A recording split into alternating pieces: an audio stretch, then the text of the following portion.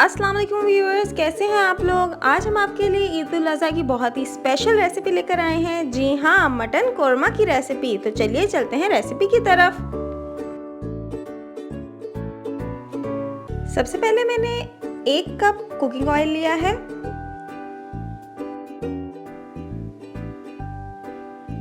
उसके बाद उसमें मैंने 2 बड़ी इलायचियों के दाने डाले हैं।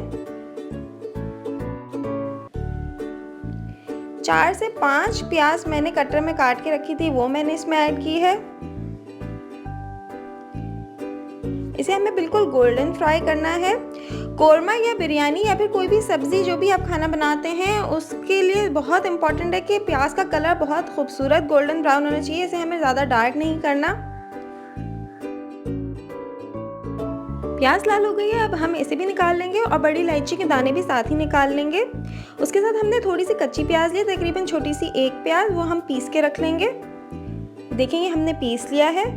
इसके बाद मैंने 1 टीस्पून सॉल्ट लिया है, 4 टीस्पून धनिया पाउडर लिया है, 2 टीस्पून लाल मिर्च का पाउडर लिया है, हाफ टीस्पून ज़ीरा लिया है, 5 से 6 हरी इलायचियाँ ली हैं, 4 से 5 काली मिर्चें लिए हैं और 5 से 6 ही मैंने लौंगे लिए हैं। जिस तेल में हमने प्याज फ्राई की थी, उसी में मैंने 1 केजी मटन डाला है। इसे अच्छे से हम भून लेंगे। ये बहुत इम्पॉर्टेंट स्टेप है। अगर आप गोश्त की अच्छे से भुनाई नहीं करेंगे तो गोश्त की स्मेल रह जाएगी।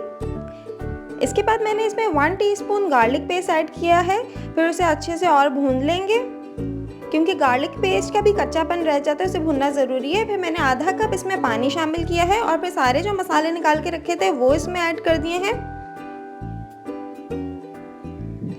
अब हम इसे तकरीबन 15 मिनट के लिए ढक के हल्की आंच पे रख देंगे ताकि हमारा गोश्त गल जाए। उसके बाद हम इसमें दही शामिल करेंगे।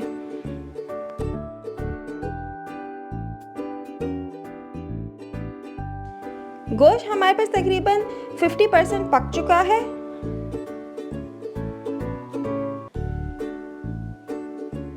अब इसमें मैंने छोटा टुकड़ा अदरक का काट के रखा था, वो मैं इसमें ऐड करूंगी।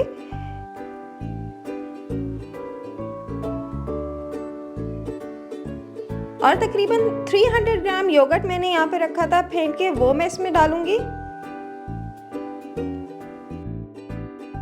इसे अच्छे से मिक्स कर लेते हैं।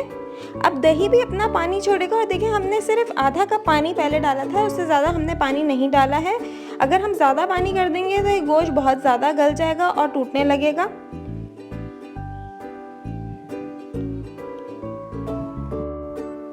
अब जो हमने कच्ची प्याज और तली हुई प्याज पीस के रखी थी, वो हम इसमें ऐड करेंगे।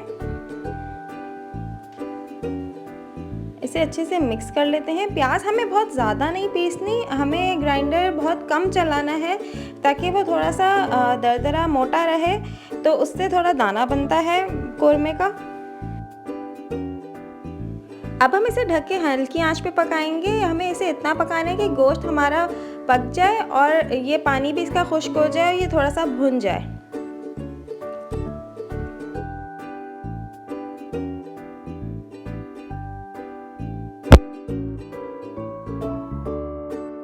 मैंने एक छोटा टुकड़ा जायफल और जावित्री का लिया है, उसे मैं कूट रही हूँ।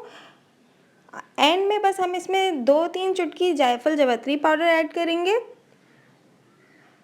और 2 to 3 ड्रॉप्स केवड़ा एसेंस डाल के ढक के रख देंगे। मज़ेदार मटन कोरमा तैयार है। अगर आपको हमारी रेसिपीज़ पसंद आ रही हैं तो लाइक, शेयर और सब्सक्राइब करना ना भूलिएगा।